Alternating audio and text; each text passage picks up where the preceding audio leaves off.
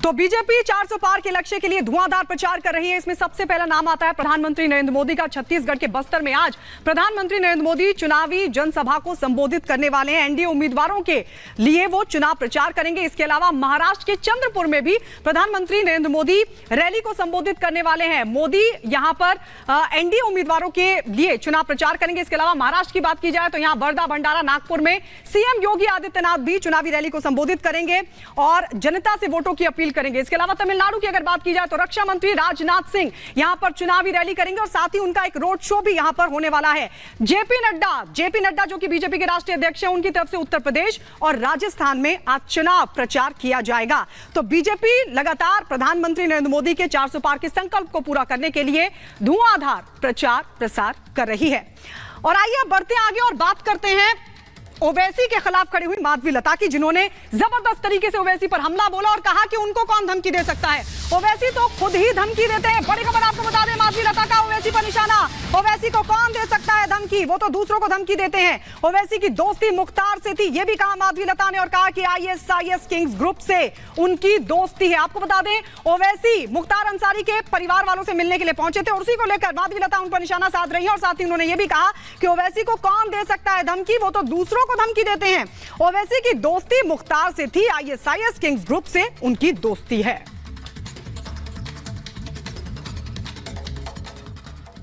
जो दूसरों को डेथ थ्रेट्स देते हैं, उनको कौन है भैया डेथ थ्रेट देने वाले? उनका तो दोस्ती मुख्तार अंसारी जी से है ना। देखिए तो सही उनकी दोस्ती क्या लेवल पे है। आईएसआईएस लोगों से हैं, मुख्तार अंसारी से हैं, हाँ किंग्स ग्रुप से हैं। वो भला इनको दे दे डेथ थ्रेट साहब। और दूसरी बात, करते हैं इतने बड़े बड़े काम और 40 साल से बोलते हैं हमारा गढ़ है और बोलते हैं उनको डेथ थ्रेट है।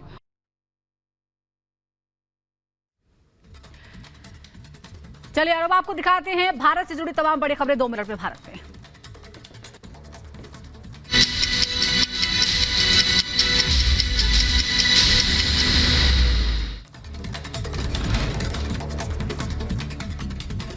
कुल्लू के गांव ठारी में हुआ हादसा। 2 रिहायशी मकानों में लगी भीषण आग। हादसे में किसी के हताहत होने की खबर नहीं।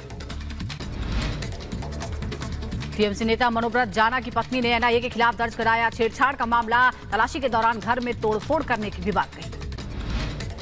उत्तर प्रदेश के अलीगढ़ में पुलिस और बदमाशों के बीच हुई मुठभेड़ में एक बदमाश के पैर में लगी गोली, वहीं दूसरा बदमाश मौके से फरार। दबंगों ने युवक पर गर्म तेल डाल के उसे जलाने की कोशिश की, ये बात सामने आई है। इलाज के लिए भर्ती कराया गया है। बुलंदशहर में मामूली बात पर दबंगों ने इस तरह से युवक पर तेल डाल दिया। 3 लोगों के खिलाफ केस दर्ज। रायबरेली में हुआ दर्दनाक सड़क हादसा। ट्रैक्टर और बाइक के बीच हुई भिड़ंत, एक युवक की मौत। बुलंदशहर में पुलिस की बड़ी कार्रवाई, पकड़ी शराब से भरी ट्रक। पुलिस ने 2 तस्करों को भी गिरफ्तार किया। उत्तराखंड के कालाढूंगी में लोकसभा चुनाव को लेकर नैनीताल पुलिस लगातार कर रही है कार्रवाई। पुलिस ने कालाढूंगी के जंगलों में अवैध कच्ची शराब में 4000 लीटर कच्ची शराब को किया नष्ट। 9 अप्रैल को यूपी दौरे पर रहेंगे प्रधानमंत्री नरेंद्र मोदी। पीलीभीत में विशाल जनसभा को करेंगे संबोधित। रैली को लेकर जोरों पर तैयारियां। अमेरिका के सैन फ्रांसिस्को में मोदी की लहर देखने को मिली। बड़ी संख्या में गोल्डन गेट ब्रिज पर मोदी का परिवार मार्च करते लोग नजर आए। छत्तीसगढ़ में एक्शन मोड में बीजेपी। प्रदेश की 11 सीटों के लिए पीएम मोदी बस्तर से शुरू करेंगे चुनावी प्रचार। छत्तीसगढ़ के बाद महाराष्ट्र पर भी प्रधानमंत्री नरेंद्र मोदी का फोकस। आज बस्तर के बाद महाराष्ट्र के चंद्रपुर में प्रधानमंत्री नरेंद्र मोदी का दौरा। जनसभा को करेंगे संबोधित। बीजेपी नेता अमित मालवीय ने राहुल गांधी पर हमला किया। कहा ऐसा लगता है कि राहुल गांधी वायनाड को धोखा देने के लिए पूरी तरह तैयार हैं।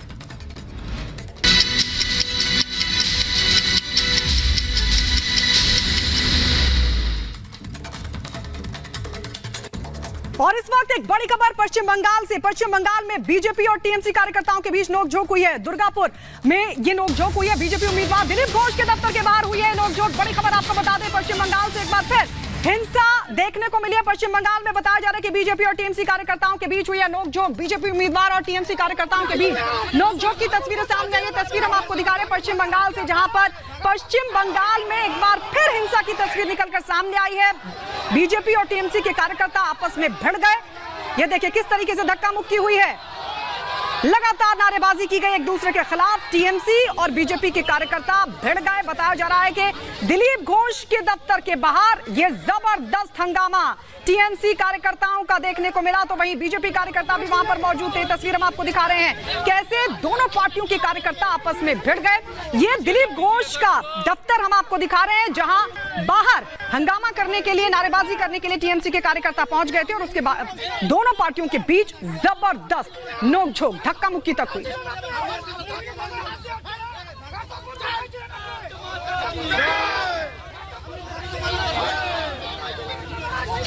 तस्वीरें हम आपको दिखा रहे हैं, ये पश्चिम बंगाल की तस्वीरें हैं और इसी तरह से चुनाव के दौरान कई जगह झड़पें देखने को मिली है और तरह तरह की खबरें हर प्रदेश से सामने आ रही है। इधर चुनाव आयोग भी बेहद सख्त है और कई शहरों से कैश की रिकवरी की घटनाएं सामने आ रही है। और अब बड़ी खबर आंध्र प्रदेश के इलूरू शहर से आ रही है, जहां 22 लाख रुपए कैश बरामद हुए हैं। बताया जा रहा है कि एक बस से, कार्गो बस थी, सरकारी कार्गो बस, इसमें ये रुपए रखे गए थे।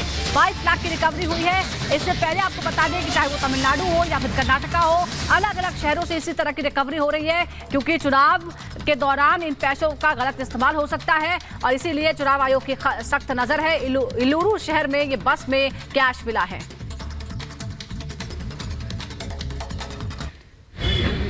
और ये तस्वीरें हम आपको दिखा रहे हैं कैश की बरामदगी के बाद इसे सामने भी रखा गया, किस तरह से अलग अलग थैलों में रखा गया था। बाद में अलग अलग शहरों की तस्वीरें भी हम आपको दिखा रहे हैं किस तरह के नोट बरामद हुए हैं। तमिलनाडु से 4 करोड़ कैश बरामद हुआ था, कर्नाटक के शहरों से भी इसी तरह की रिकवरी हुई थी और अब आंध्र प्रदेश में 22 लाख रुपए बरामद किए गए हैं। वो भी एक कार्गो बस जो कि सरकारी बस थी उसके अंदर रखे गए थे।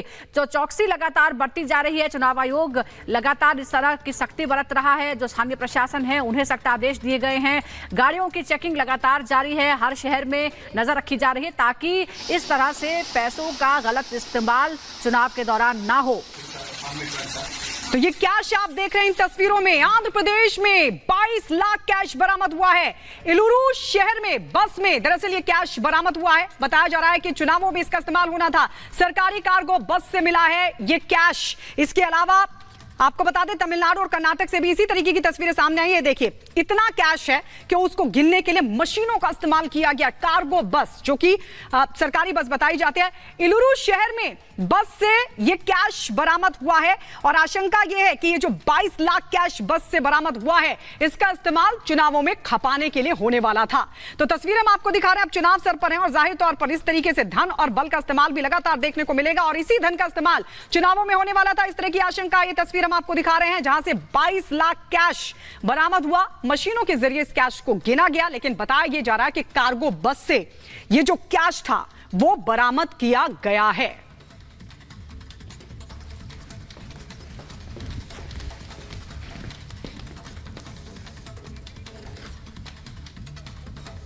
तो ये एक तस्वीर हमने आपको दिखाई लोकसभा चुनाव के बीच तमिलनाडु, जी हां तमिलनाडु और कर्नाटक में चुनाव आयोग ने बड़ी कार्रवाई की है और दोनों ही राज्यों में चुनाव आयोग ने छापेमारी की कार्रवाई को अंजाम दिया, जहां से करीब 9 करोड़ रुपए बरामद हुए हैं। पूरी खबर इस रिपोर्ट में दिखाते हैं आपको।